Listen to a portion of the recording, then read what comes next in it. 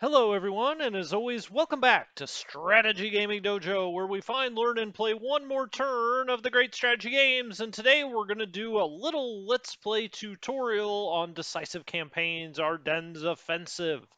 And this is a new game out by VR Designs. VR Designs made Shadow Empire, has made the other Decisive Campaigns games. They're all excellent. Everything that it's one developer essentially. Everything he makes is fantastic, and this game looks great as well. And so we're going to jump in. I know a lot of you have been interested in this game. It's right in our wheelhouse, right? It's World War II warfare, sort of on a smaller scale, I would actually say, than his other games. His other Decisive Campaigns games, especially Barbarossa, which I played quite a bit, is kind of a bigger, grander scale. Here, we're going to be right down into the regiment level, and you get it. It's the Battle of the Bulge, so you're not talking about huge armies that you're moving all over Western Europe. You're talking about the blow that the Germans tried to strike against Allied forces in the Ardennes forest. So anyway, everybody's heard of the Battle of the Bulge. I'm not going to go over that, but I thought we would do a Let's Play tutorial. Now, what the hell is that? Well, we do Let's Plays where we just play the game, and I try to, talk about different concepts during that. We do tutorials where I just try to teach the game, and then sometimes I do a Let's Play tutorial, which is, I guess, splitting the baby in half. It's essentially we're going to take it slow. We're going to play the game, but we're going to kind of take it slow and talk about the different screens, different concepts. Essentially, it's so you can watch a few episodes of this and go play the game yourself. Now, I am going to play the grand campaign for this game, but I wanted to do this one first, so if you want to jump in and play the game, you kind of know what the heck's going on. So we're going to select the smallest scenario, the one that they recommend that you play first, called Aracourt. And we'll click on that, and we will be playing the Germans. I want to play the Allies in one of these games. Maybe we'll do that when we play War in the West, which will be coming eventually. We'll play the Allies then because we've been playing too much of the damn Axis. Although, well, I guess War in the Pacific, I'm playing the Allies, but too much German here, too much sauerkraut and sausage. Okay, this is the first screen you come to. We'll go down and read this in a second, but let's just go to the AI settings.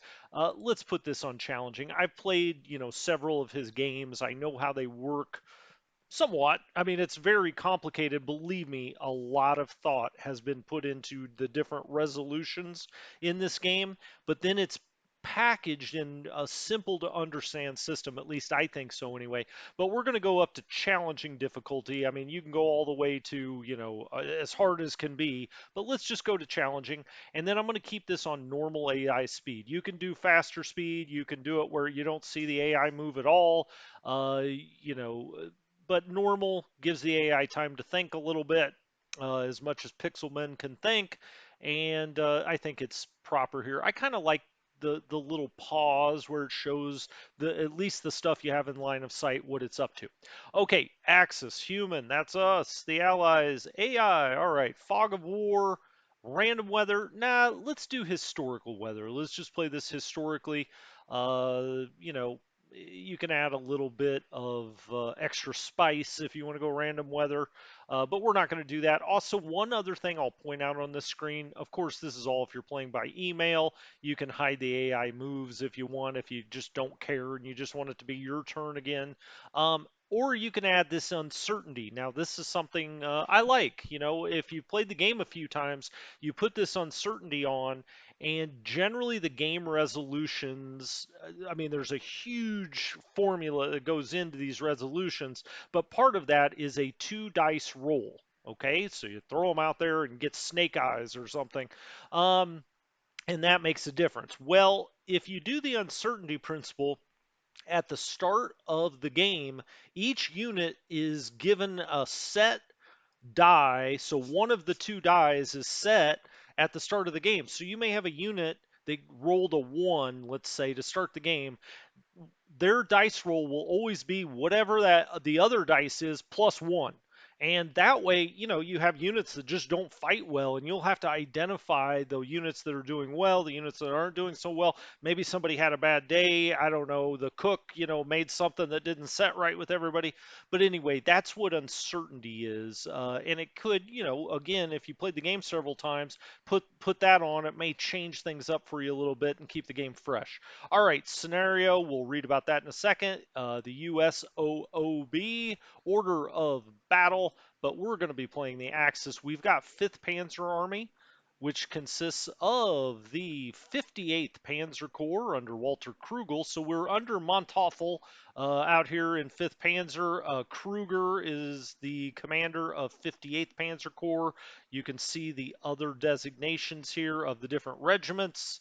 And then we've also got 11th Panzer Division under Wittersheim. Okay, and you can see what's underneath there. And then we also have 47th Panzer Corps under Luttwitz out here, including some Panzer brigades, or a Panzer brigade broken up into regiments, and another Panzer brigade, the 113th, the 111th, the 11th Panzer Division, the 559th Volks Grenadiers. Okay, cool. Let's read about the scenario. Battle for Aracourt. It's 25th through the 28th of September 1944.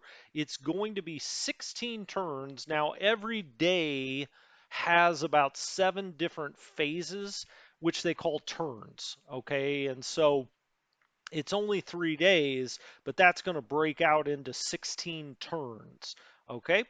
In September 1944, Manteufel's 5th Panzer Army was given the orders to stop Patton's 3rd Army advance at any cost using the newly formed Panzer Brigades. In the first engagement near Luneville 106, and 112 Panzer Brigades were badly mauled. So Hitler released the 11th Panzer Division and the 111th and 113th Panzer Brigades to stop and destroy the Americans who had nearly encircled Nancy.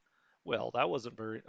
Anyway, defended by the 553rd Grenadier Division. The German attack was directed against the advancing U.S. 4th Armored Division to smash the U.S. 35th Infantry Division on the southern flank and U.S. 80th Division to the north.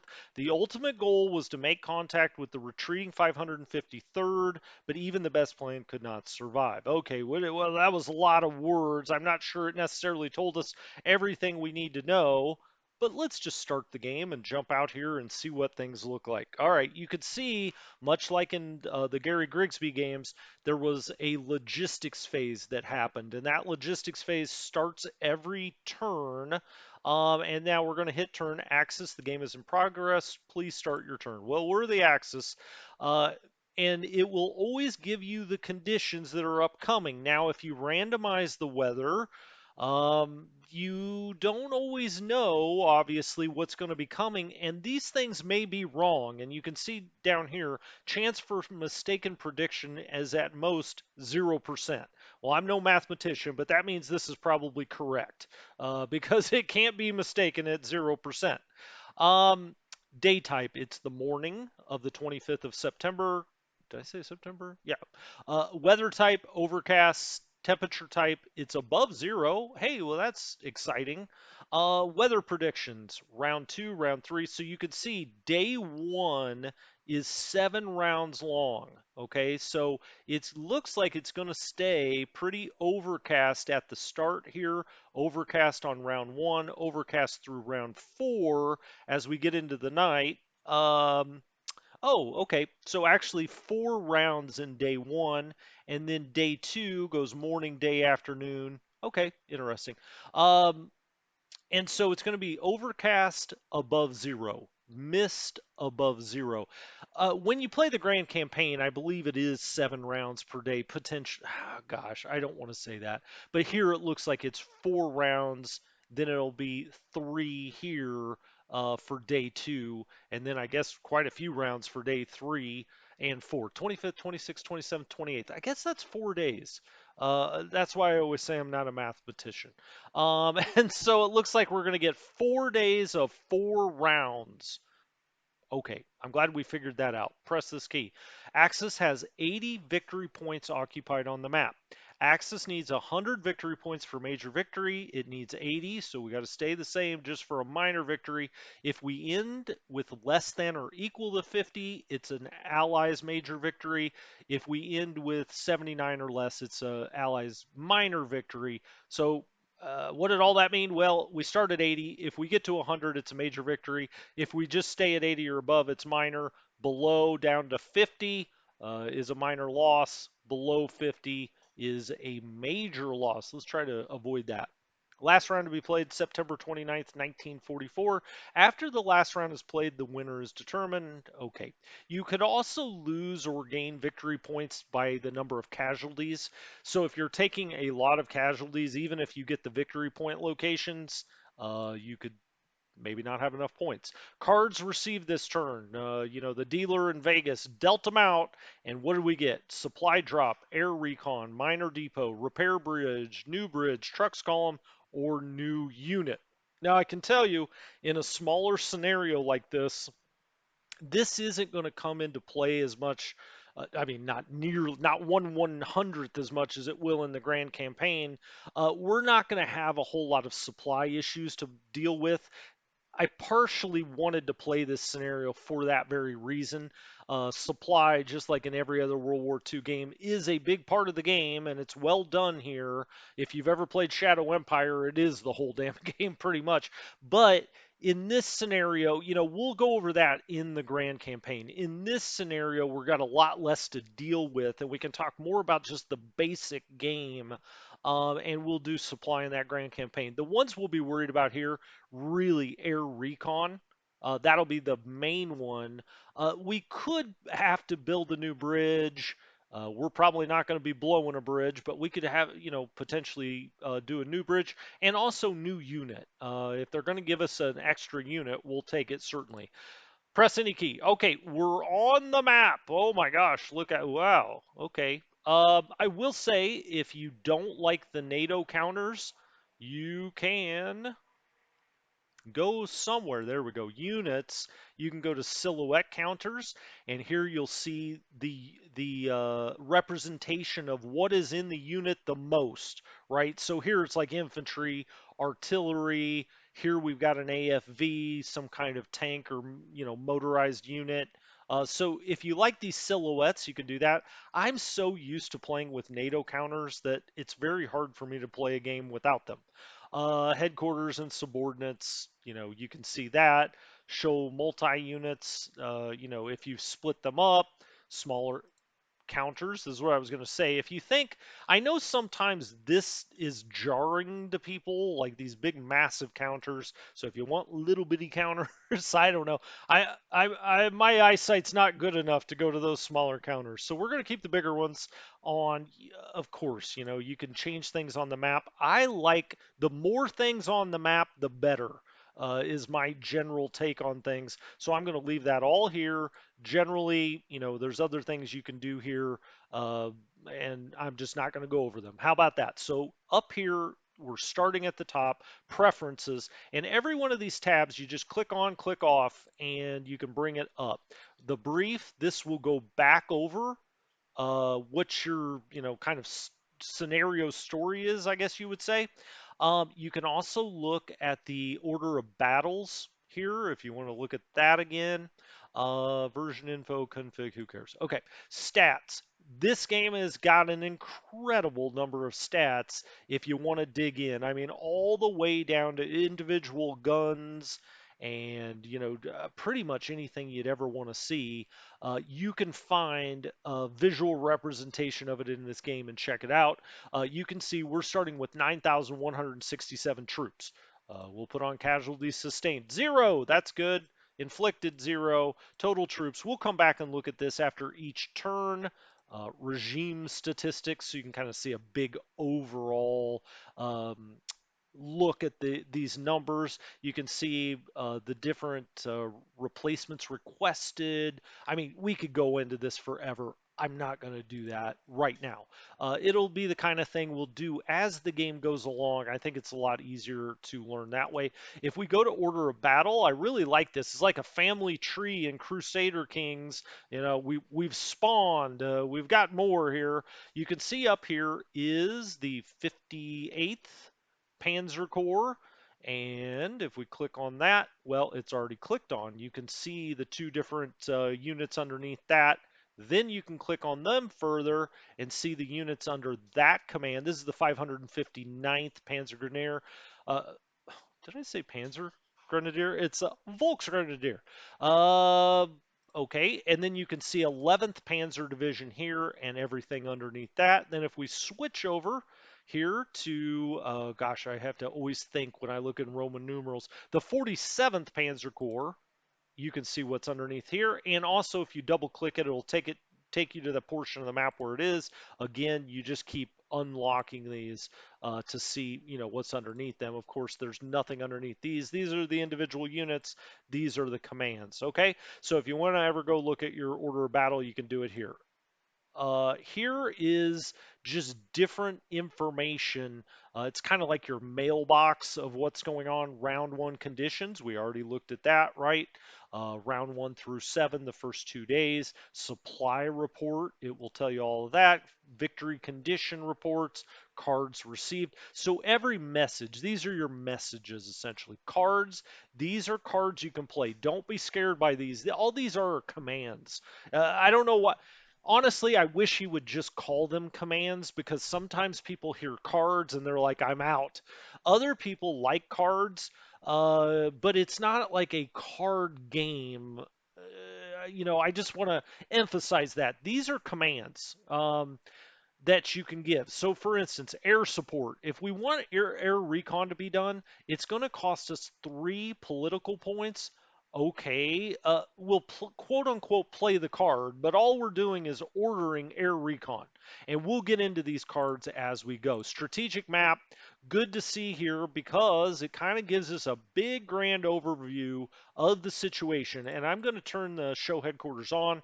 And up here you can see the 58th, all right? So when you turn the headquarters on, you can see the commands. Now you can see each one of the counters of your units here. You can also see the victory points. And as you can see, the Germans already control some of these victory points. Some of them, it's represented the bigger flag, 5 points, 5 points, 5 points, right?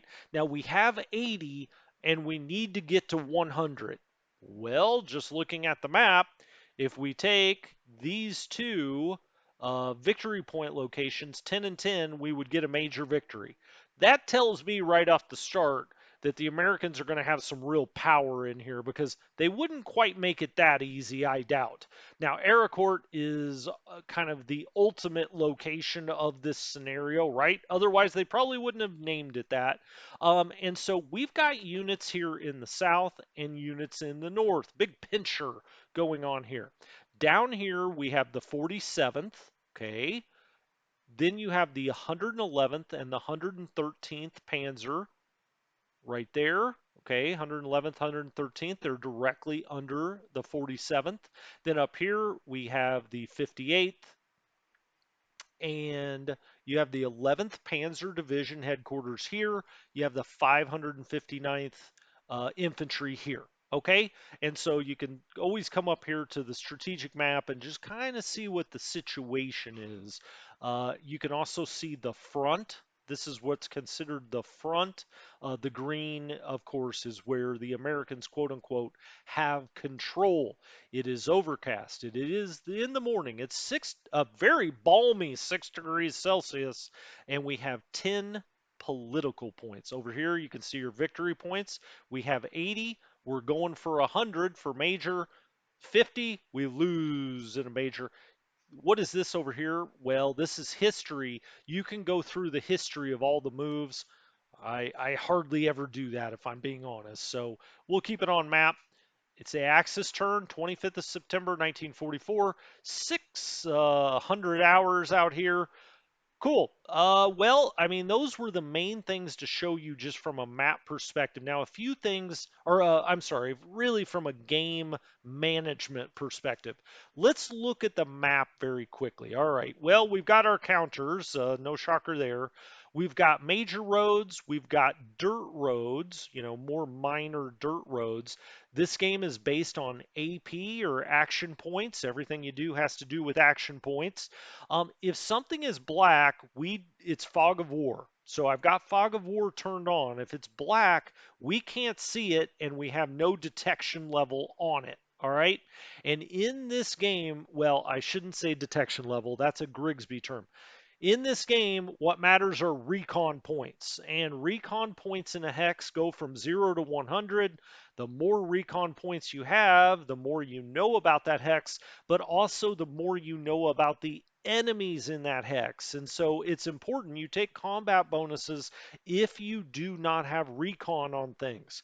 And so recon is actually quite important in this game, unlike some other games. Where recon, they make a shout out to it a little bit, but it's really not that important. Here, you actually take real combat bonuses if you don't have recon points on a hex and the units in a hex. Okay, you can see here if we click on the 559th headquarters, this gets lit up. All of these units get lit up. They're all in the 559th, and you can see the little icon up here telling us, yep, we're in the 559th. Now, what do we see in these counters? All right. Well, I'm zoomed in as much as I can be. This is the command, so we'll kind of skip this for a second, and we'll just go to one of the infantry units. So let's just go to this one. Okay.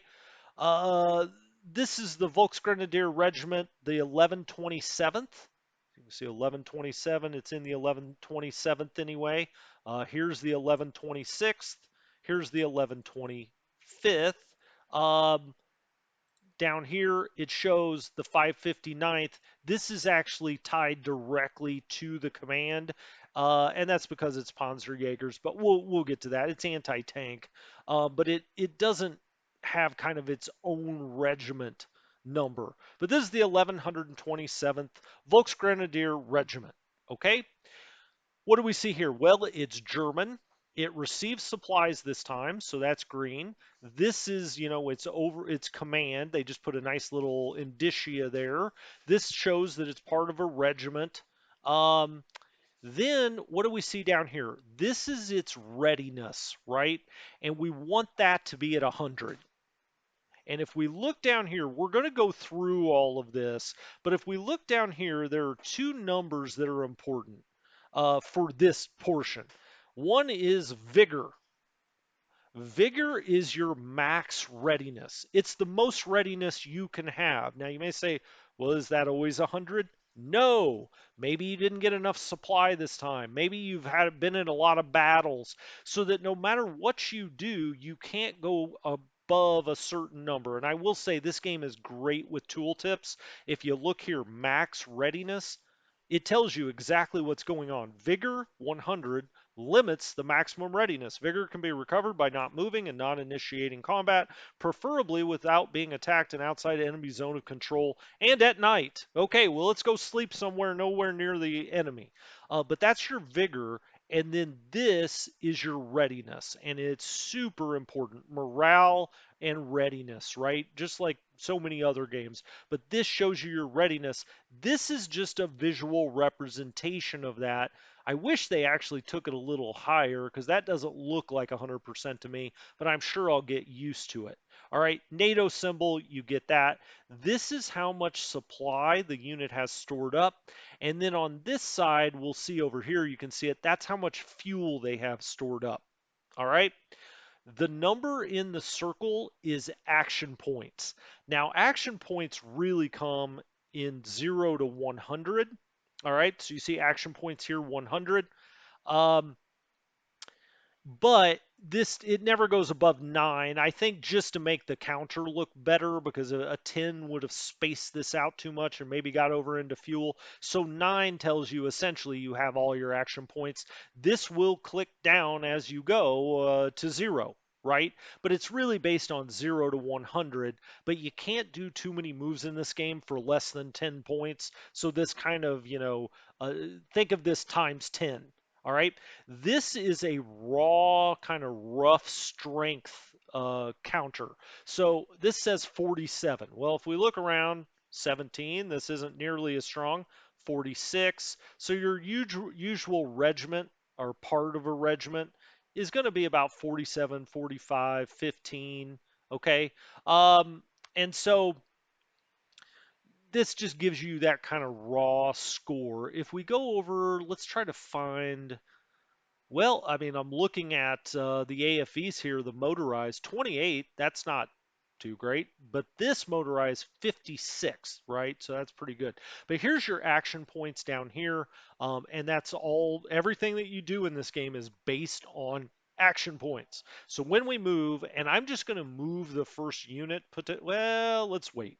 Okay, and let's zoom out really quickly. Now we saw this. We can do this on the strategic map as well, but you can also go down to the size of a postage stamp essentially. But if we zoom out kind of to this level, you can see we're massed over here, the 559th. Then we have the 11th Panzer Division here. Okay, and then down here, we don't have nearly as many troops. We have what, the 113th and the 111th down here. We do see some American troops. Now, you can see the question mark. We don't have a good recon level on them. We don't know what's going on here. You can also see the Marne Canal runs through here, the river. You can see the roads, the major roads, and then the dirt roads, right? Okay. And again, just like every other war game you've ever played, AP, you spend less of it if you're on roads and you're not crossing rivers. Now, I know I'm sure you're going to find that shocking. You can also see, this is where we're going to get our victory points, right? We already figured out that we've got 10 and 10 right here, so we're probably going to want to move into this area certainly, and then also move on to Aracourt. Well, we don't have too many other places we could move, right? This isn't a very big map. Um, Down here, let's just go through so when you click on a counter, you come down here. Now, what are these tabs? Inspect. You always want to be on inspect unless you're actually really doing something.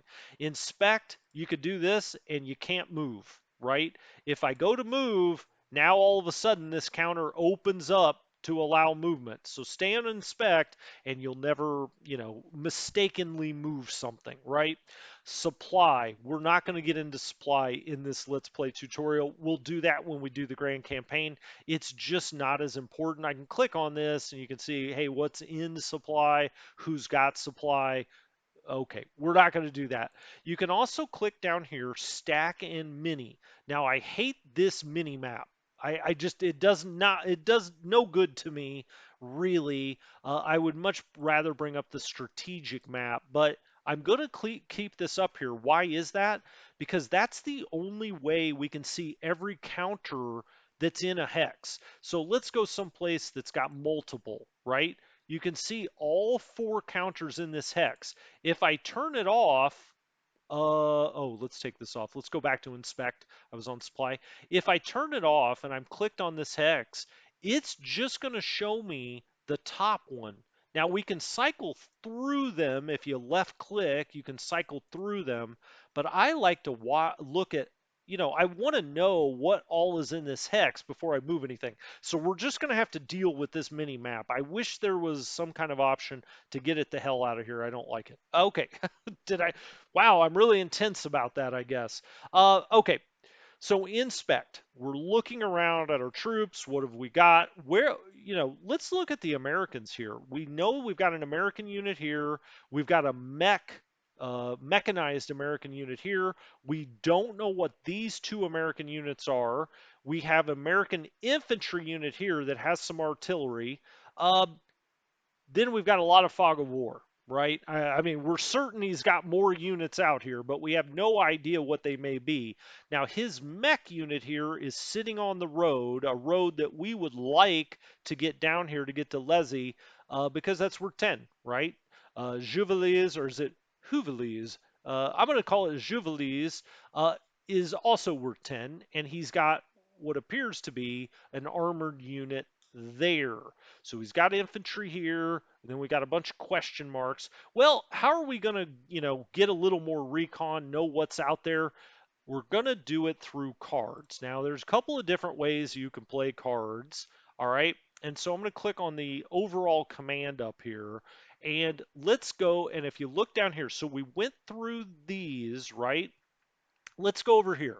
When you're on a hex, you can show one of three different things. You can show the hex stats, okay, and click down here and it gives you all kinds of stats, the combat history, the supply source. You can also launch range or melee attacks, I'll call them. You see the name of the town and you see that it is a supply source, okay, and this gives you a lot of information about the supply. We'll talk about all of this as we go along. Let's continue on though. So in this hex, we can either see the hex information, the unit information, and we see here the 58th Panzer Corps unit detail stats. This gives us a lot of supply stuff. You can give it certain orders. It tells you how much it costs to tow this stuff or move it by truck, so on and so forth. More things that we'll get into later. Or you can see the officer. All right. And so here's Walter Kruger. Kruger's in charge of the 58th. He does give off a combat bonus if units are within his combat radius, and this game keeps it fairly simple. Within 5 hexes, he gives off a 100% bonus. Within 10 hexes, he gives off 75% of combat bonus. Within 15, it's 50%, and within 20, it is 25%. So anything within 20 hexes of a command gets some bonus, but the ultimate bonus is if they're within 5 of Kruger, okay, or of his counter here. Now, what is this? These are the cards he could play directly out of his hand. He looks like a badass poker player. I could never read that poker face. Well, he could supervise, which is visit a headquarters and increase the defensive bonus. He could visit the front and increase morale on all subordinates. He could also scrape troops together and organize another unit. Okay, good to know. What does he have here? He's got 10 command points. He's got command two. Oh, that's what he's commanding. He's commanding two different groups out here. 11th Panzer, I almost got confused there. 559th and 11th Panzer are under Kruger. So that's his command. Combat bonus again 65%. This is based on how good of a commander he is. Total combat bonus for units under direct command of this headquarters. Keep in mind that officers in headquarters above the lowest level do not give any combat bonus. Base bonus for full staff complement 25%. Staff bonus. Oh, this what this is goes to officer staff ratio. You want this to be above 1. And then staff to troop ratio, you also want this to be above 1. You've got staff points of 4,600. Power, this is how much can be under his command based on his staff. Let's not get bogged down in this. He has 10 command points, so he could play one of these, right? We don't need a defensive bonus, though. Scrape together, visit a headquarters, and increase morale. Tell you what, we're going to hold on to these, right? I mean, we don't really know what we're going to face here. I would rather build up his command points to play one of these. All right, let's go to the other headquarters and see if our other commanders can play anything. And we do have, there it is, 11th Panzer is right here, and that's under Wiedersheim. He is the commander of 11th Panzer Division, combat bonus 73%. He's got hold, speed, tank drive, courage, attack, recon. Okay, extra recon points for selected unit. Interesting. We may need that. We could also maybe do speed so that we get extra action points to move out here. We're going to want to move quickly. He has 10 command points, so we can play anything up to 10. Now they do build, right? So we may want to just hold on. Then the other commander here is Mühlen, Kurt von Mühlen. He's the commander of the 559th. He's also got 10. and we could play, one of these. I probably want to play Recon, right? What is care? Extra morale and readiness for a selected unit. Extra recon points for selected units. So maybe our recon that we send out here, we want to give them extra points so we know more about this, right? So you have these cards that you can play from your command. Here's von Lutwitz down here. He's got 12 and 10, again with 10 command points. Um, and then we finally have Bowman, Theodore Bowman, commander of the 111th. Same idea. Now, what are these numbers up here? Well, you can see the colors on the cards. This is the general stats. All right, and if we hover over this, this is audacity is a 40, determination a 30, charisma 30, intuition a 30, and organization a 10. Well, he's really bad at organizing, but he's quite audacious. I always thought that about Theodore Bowman. What an audacious man. But what does this mean? This means that he gets more out of the red cards, okay?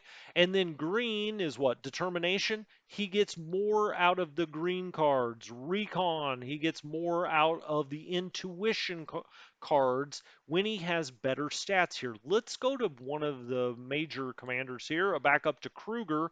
You can see he is quite audacious, 50. He's very determined. He's a 60. All right, and this will let you know you're going to get additional bonuses when you play these cards. Now, these are all organization cards, right? Visit the front, supervise, scrape together a unit. He's not that great organization. We would probably rather have a general that's better at that at the top command, but we just don't. So what are we going to do? Okay, so you have that, and then you have general cards over here. Okay, so these are based on political points. So up here when it says cards, these are based on political points. These are based on command points. Each individual commander has his own cards, and then you just have a big batch of cards. Okay, well, I say big batch. How big of a batch? New unit. Hey, we can get an artillery regiment available for 5 points. Well, we've got 10. Okay, cool. Rear area. We could do a trucks column. We don't have enough points for any of this. Well, the new bridge, trucks column, no. Extra 5,000 supply. Okay, we don't need that on turn 1. Repair bridge. We don't have a target. No bridges are blown that we know about. We could get new replacements. This could come in very handy, obviously. Or we could get extra fuel. Again, most of these are going to come in the grand campaign and be much more important. Air support, supply drop. Okay, we may get something behind enemy lines. Air recon, and I think this is one we definitely want to play, right? But let's go to depots. Place a minor supply base. It will be delivered 10% of its ideal stocks. Okay, well, we don't need that at the start. Air recon, it's reduced. Air recon on any hex. Number of recon aircraft 10. Real recon points per aircraft 20. Range and hex from target hex 3. Okay, so everywhere within 3 hexes. We'll go through a lot of this later as far as recon points and how much when we get into a combat we'll go through that. Let's not do that now, but we have 10 political points to spend. Do we spend them now or do we go on? Well, I can tell you, you don't automatically get these like you do in a Grigsby game. You only get them by capturing new things. And so we may not want to spend them all on turn 1, but I do want some air recon.